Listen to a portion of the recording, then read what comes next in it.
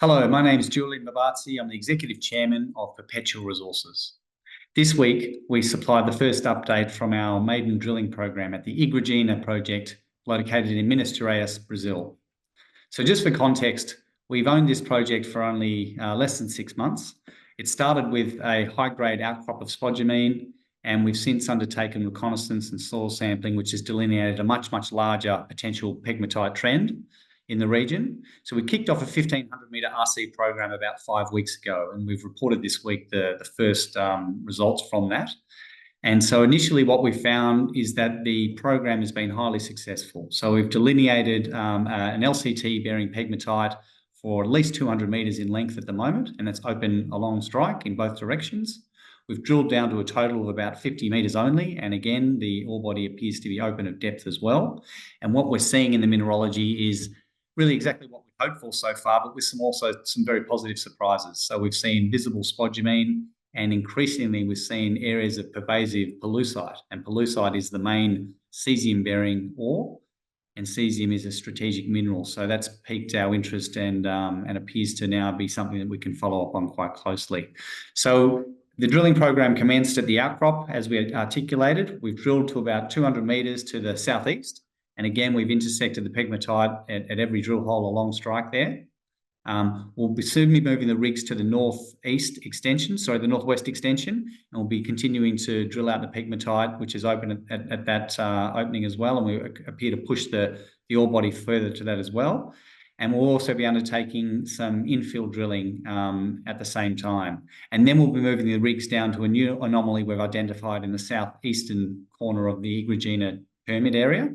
And there we've uncovered, after some soil sampling that we undertook prior to the drill campaign, we've uncovered 2 parallel pegmatite lodes that appear to run for about 300 metres. We've exposed them at surface. They're subcropping at about 5 metres of depth. So we've exposed them through trenching. They appear to be spodumene bearing as well. That's just a visual estimate.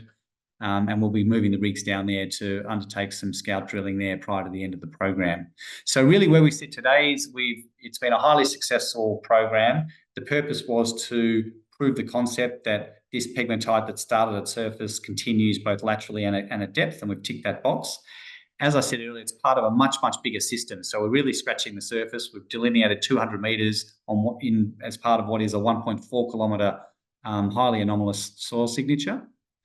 The mineralogy has been fascinating because not only have we got what we appear to have high-grade spodumene, but this presence of pollucite, which is getting us relatively excited. Now, pollucite, for those of you that don't know, is the main caesium-bearing ore. Caesium is a strategic mineral. It's on the US critical minerals list. It's used for a range of applications, including in the hydrocarbon industry, defence, healthcare, and other areas. It's a very supply-constrained commodity. 80% of global supply comes from one mine located in Canada, which is owned by a Chinese group called Sinomine, and they also own another project in Africa. And so there's very few ore bodies of this sort of scale in the world. And obviously we're waiting for assay results, which should be due in a few weeks. So far we've undertaken rock chipping at the outcrop, which has returned greater than 5% caesium grades. We've also used the PXRF during drilling, and that has articulated very high caesium grades, but that's not a substitute for assays. And so what we're now waiting for is assays, which should be due in the next couple of weeks.